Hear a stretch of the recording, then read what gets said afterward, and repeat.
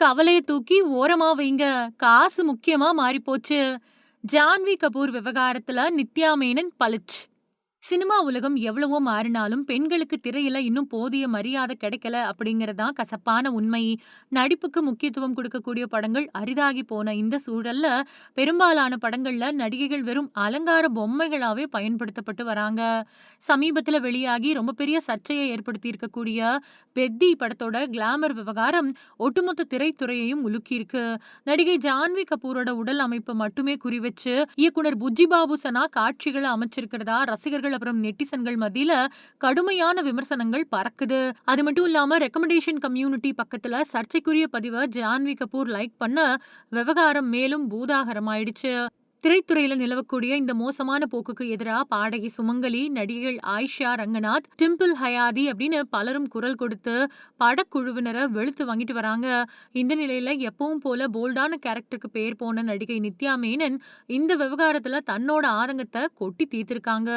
Variety India ஊடகத்துக்கு அவங்க கொடுத்திருக்கக்கூடிய பேட்டியில தென்னிந்தியாவுல மட்டும் இந்த அநீதி நடக்கல, ஒட்டுமொத்த இந்திய திரையுலகமே இந்த தப்பான பாதையில தான் போய்கிட்டு இருக்குது அப்படின்னு கடுமையான விமர்சனத்தை முன் வச்சிருக்காங்க. இன்னைக்கு தயாரிப்பாளர்களுக்கு கலை முக்கியம் இல்ல, கல்லா கட்டுறது மட்டும்தான் முக்கியம். மக்களை எப்படியாவது தியேட்டருக்கு இழுக்கணும் அப்படிங்கிறதுக்காக ஆபாசத்தை ஒரு தந்திரமா யூஸ் பண்ணிட்டு இருக்காங்க. தேவையில்லாத ஐட்டம் பாடல்களை படத்துக்குள்ள வலுக்கட்டாயமா திணிக்கிறாங்க. வியாபார நோக்கத்துக்காக மட்டுமே இந்த மாதிரியான கேவலமான வேலைகளை செய்யறாங்க அப்படின்னு நித்யா மேனன் காரசாரமா விமர்சனம் பண்ணியிருக்காங்க. தயாரிப்பாளர்கள் சொல்றதையெல்லாம் அப்படியே கேட்டு தலையாட்ட வேண்டிய அவசியம் இல்ல அப்படின்னு சொன்ன அவங்க, நடிகைகள் அவங்களுக்கு அப்படின்னு சொந்தமா எல்லைகளை வகுத்துக்கணும்.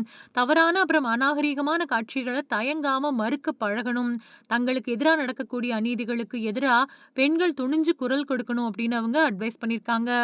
கண்ணியமான கதாபாத்திரங்கள்ல மட்டுமே நடிக்க நான் விரும்புறேன். எல்லை மீறிய கவர்ச்சி அப்புறம் ஆபாச காட்சிகள்ல நான் எப்பவுமே நடிக்க மாட்டேன். இது என்னோட தனிப்பட்ட விருப்பு அப்புறம் சமூக பொறுப்பு அப்படின்னு ரொம்பவே தெளிவாவும் கராராவும் சொல்லி இந்த கிளாமர் கலாச்சாரத்துக்கு சாட்டையடி கொடுத்திருக்காங்க நித்யா மேனன்.